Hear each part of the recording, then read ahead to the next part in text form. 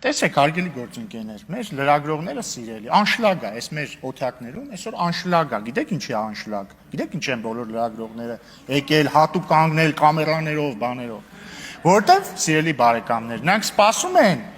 երբ է ծեծ կրտուկը սկսելու, երբ է մարդա մեկը դառնալու բոքսի տանձիկ, որ իրանք էլ ահասարսուր վերնագրերով գրեն, ազգային ժողովում նորից ծեծ կրտուկ է, նորից վիրավորում են։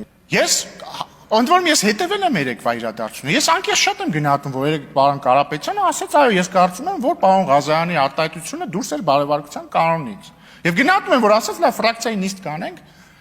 կհայտնենք մեր որոշման մասին։ Բայց դրանից հետո ես հետևել եմ լրագրողների, այդ մարգինալ քաղաքական ուժերի արձագանքներին, որ ասում են,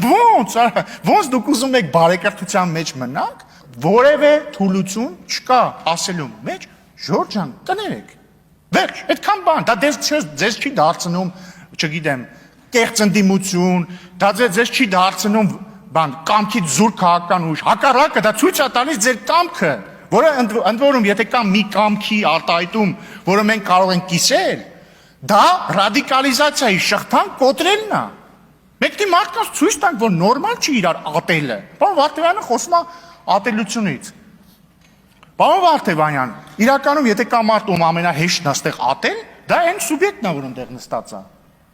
Ինքը ասում եմ անձամբ ինձ, գիտեք ինչքան է վիրավորել այս տարիների ընթացքում։ Ինձ, իմ ընտանիքի անդամներին, իմ ծնողներին, իմ կնոջը, գիտեք ինչքան է վիրավորել։ Բայց կրկին ես գիտակցում եմ, որ սա իմ ու իր մասին չի, չէ։ Հա կարող է մի 10 տարի առաջ ես պաշտոնյա չլինեի, ավելի հակված լինեի այլ կերպ վարվել, բայց ես հասկանում եմ, որ լավ, դա իմ մասին չի, մենք պետքա, սա քուչա չի, սա բազար չի, սա պատերազմ չի, ինքը ամեն դեպքում հայ է, գուցե դաստիարակության պակաս ունեցող հայ է, բայց ինքը հայ է, ես չեմ ուզում իրան ատեմ։ Ձեզ էլ բացարձակ չեմ ատում, ձեզնից ոչ մեկին ես չեմ ատում, մենք ձեզ չենք ատում։ Բայց մի արեք այնց, որ այս ամեն ինչը դառնա զրոյական խաղ։